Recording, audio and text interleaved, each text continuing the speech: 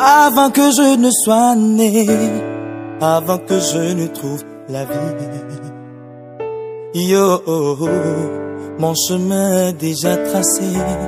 Avant que je ne sois né, avant que je ne trouve ma vie.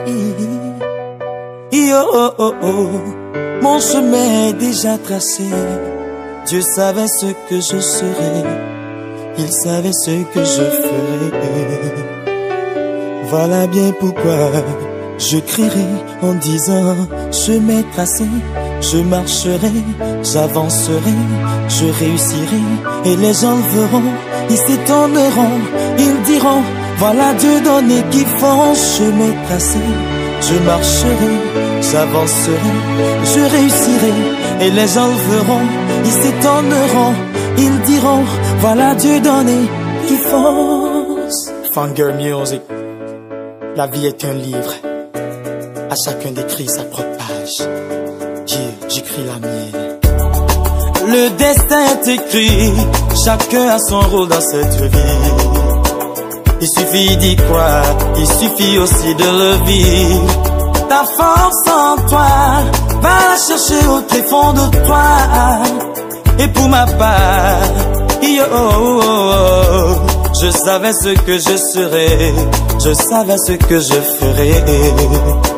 Voilà bien pourquoi je crierai en disant: chemin tracé, je marcherai, j'avancerai, je réussirai. Et les gens le verront, ils s'étonneront, ils diront: voilà Dieu donné qui fonce. Chemin tracé, je marcherai, j'avancerai et je réussirai.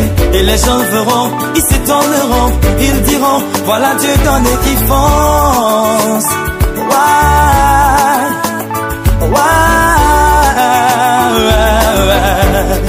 Voilà Dieu donné qui fonce.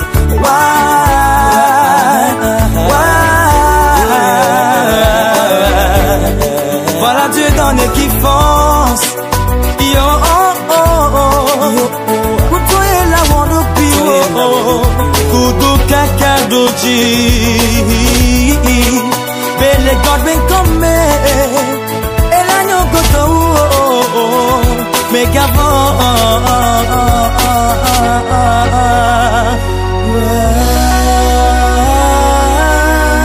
Chemin tracé, je marcherai, j'avancerai, je réussirai.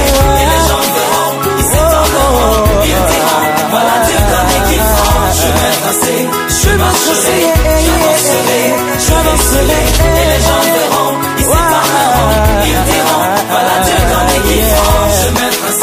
Chemin tracé, j'avancerai, et les gens verront, ils diront: voilà Dieu donné qui fonce. Chemin tracé, j'avancerai, je marcherai, et les gens verront, je réussirai. Ils diront: voilà Dieu donné qui fonce. On a production, oh can do mon isquébé, Kamakim Tutu, Jean-Marie Dobert,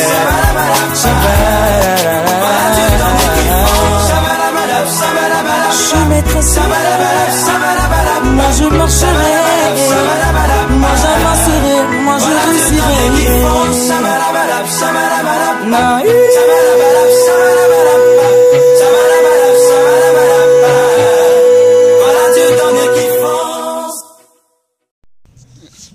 Le titre de l'ouvrage de ce coaching, c'est ce qui est cher au monde. Ce qui est cher au monde. Donc, nous allons parler de ce qui est cher au monde selon mon expérience. Selon mon expérience, ce qui est cher au monde. Introduction. À mon point de vue, ce qui est cher au monde est la nourriture. Pourquoi cette affirmation? L'être humain a besoin de manger au moins 3 fois par jour. Les ménages dégagent d'énormes coûts pour payer à manger chaque jour que Dieu fait. Supposons que la nourriture est insuffisante. Qu'est-ce qui va se passer sur la majorité de la population d'une localité donnée? C'est seulement les riches qui vont manger à leur faim. et la misère espèrent les pauvres, car chaque jour que Dieu fait, l'être humain doit manger. C'est un besoin, une nécessité ou primaire ou vital pour l'être humain. La nourriture est la source de vie pour l'être humain, car elle lui donne la force, l'énergie et lui garantit la bonne santé pour travailler. Donc, supposons que vous avez trouvé un emploi aujourd'hui, vous devez manger avant de faire l'emploi. Vous devez toujours dépenser, manger avant de faire l'emploi. Donc, vous devez manger et rassasier pour pouvoir travailler. Donc, la nourriture est chère. Or, avoir un engin ou un moyen de déplacement, c'est au choix. C'est lorsque tu auras les moyens, tu vas le faire. Donc, lorsque tu as eu l'emploi, tu as travaillé plusieurs mois, plusieurs années, tu fais l'économie et tu achètes un engin de déplacement pour se déplacer vers le service. Or, manger ne coûte pas ce qu'on appelle chose. Donc, c'est vital, c'est automatique. Vous devez manger avant de pouvoir travailler et gagner de l'argent. Or, vous pouvez gagner l'argent après payer un engin de déplacement. Numéro 1. La nourriture. Le revenu de l'être humain est consacré premièrement à ses besoins vitaux. Après, il peut acheter tout ce qu'il désire avoir. C'est-à-dire, il doit économiser plusieurs mois ou années pour payer une moto, une voiture ou une maison quand il veut ou quand le moment sera opportun. Alors que les besoins vitaux n'ont pas de délai à respecter. Chaque jour que Dieu fait, l'être humain doit dépenser pour payer à manger ou pour se nourrir, pour pouvoir vivre. Pas d'excuse. Il n'y a pas d'excuse que je veux, à moins que vous avez emprunté de l'argent. Donc l'excuse que vous pouvez autoriser pour ce bien. Donc c'est un bien que chaque matin quand vous vous levez, vous allez penser payer ce bien. Chaque matin que vous vous levez, vous allez penser payer ces biens, les biens vitaux. La nourriture donne la force, de l'énergie et garantit la bonne santé à l'être humain de préparer l'avenir ou d'aller à la quête de ce qu'il désire avoir ou être. Donc ce que vous voulez. Donc un apprenti a besoin de manger pour préparer l'avenir. Un apprenant a besoin de payer le bien alimentaire pour préparer l'avenir. Un travailleur a besoin, ou un employeur a besoin de manger les aliments sains ou les aliments bio pour pouvoir préparer l'avenir, pour pouvoir garantir la bonne santé et aller de l'avant. Lorsque vous mangez des aliments qui ne sont pas bio ou qui ne sont pas naturels et vous tombez chaque fois malade. Donc lorsque vous tombez malade, vous irez à l'hôpital, vous allez dépenser et le travail, vous ne pourrez pas travailler pour pouvoir gagner de l'argent. Vous dépensez, vous ne travaillez pas. Donc lorsque vous arrivez à trouver des aliments bio, naturels, vous avez une bonne santé et vous allez au service et vous gagnez aussi un salaire à la fin du mois ou à la fin de la journée. 2. L'agriculture. Presque tout ce que nous mangeons provient des champs. Il faut qu'on crée des entreprises agricoles pour produire assez de nourriture, pour créer de l'abondance de nourriture au sein d'une localité donnée. Ce qui est nécessité ou obligatoire chaque jour que Dieu fait est la nourriture. Selon mes expériences personnelles, il suffit seulement qu'il y ait une rupture de stock de nourriture. En un laps de temps, on va enregistrer plusieurs dégâts. on aura plusieurs dégâts. Donc on va arrêter plusieurs dégâts. Il faut qu'on a une rupture de stock. Ça peut provenir de la sécheresse, les catastrophes naturelles, tout éteint, et que les récoltes ne vont pas bien reçues. Donc on aura plusieurs dégâts. Donc c'est un défi à relever. Numéro 3, santé. Si l'être humain mange les aliments naturels, il aura une bonne santé.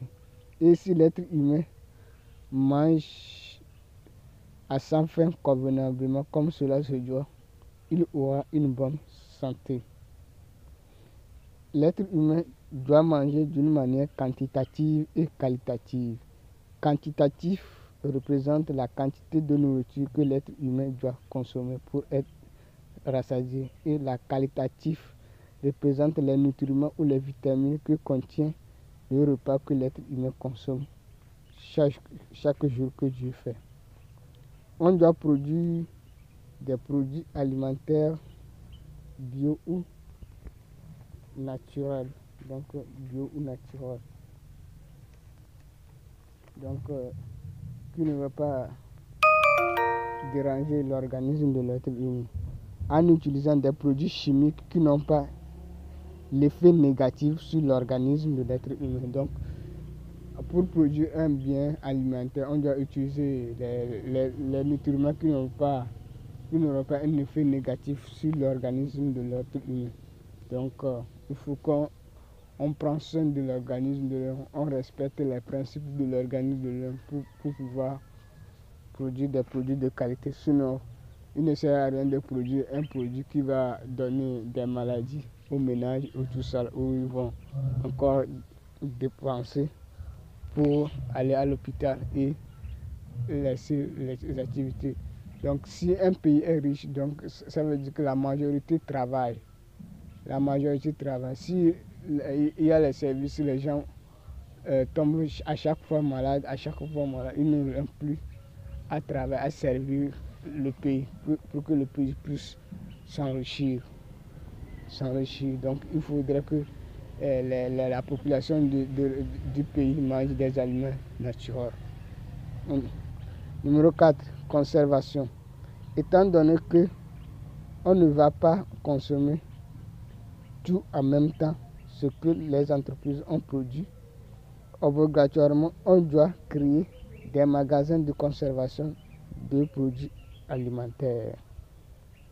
Les entreprises agricoles doivent produire leurs produits d'une manière rotation, c'est-à-dire saison par saison, en utilisant les eaux souterraines.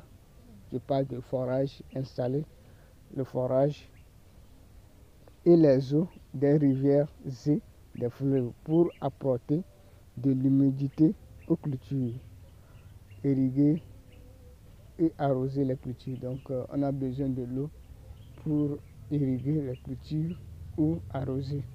Donc ça dépend de la méthode que chacun. Donc on doit avoir des magasins qui vont conserver les aliments pour que les aliments ne gâchent pas, ne se détruisent pas, parce qu'on ne peut pas manger tout en même temps. Donc on mange progressivement au fur et à mesure. Donc on ne peut pas consommer tout une récolte en même temps. Donc on doit mettre des mesures pour pouvoir entretenir nos aliments pour que les aliments ne puissent pas gâter. Donc pour pouvoir consommer chaque jour que Dieu fait.